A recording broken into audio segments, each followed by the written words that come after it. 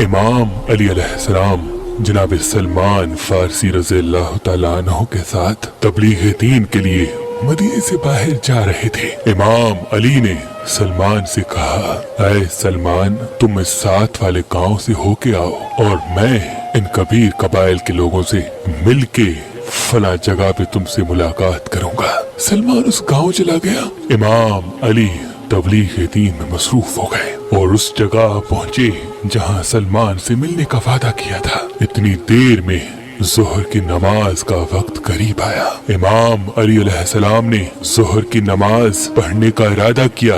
इतने में एक शख्स दूर से आ रहा था। इमाम अली ने उसको देखा और मुस्कुरा के कहा, ऐ शख्स, मैं नमाज पढ़ता हूँ, कुछ देर के लिए तुम मेरे घोड़े को संभालोगे? मैं इसकी उजरत तुम्हें दूंगा। उस शख्स ने कहा, हाँ हाँ, क्यों नहीं। जैसे ही इमाम अली अलैहिस्सलाम नमाज पढ़ने लगे, वो शख्स घोड़ा लेके भाग गया और बाजार में जाके बेच दिया। इमाम अली अलैहिस्सलाम ने नमाज खत्म की और फिर इधर उधर देख के मुस्कुराने लगे। इतनी देर में जनाब सलमान भी उसी जगह आ पहुँचे जहाँ इमाम अली ने उसको पहुँचने को कहा था। जैसे ही सलमान आए, इमाम अली ने फरमाया, ऐ सलमान, ये 150 दीनार लो और फला जगह मेरा घोड़ा एक शख्स ने बेचा है, उस शख्स से इस 150 दीनार के बदले मेरा घोड़ा खरीद के आओ। सलमान फारसी उस जगह गया तो वहाँ इमाम अली का घोड़ा खड़ा था। उससे पूछा,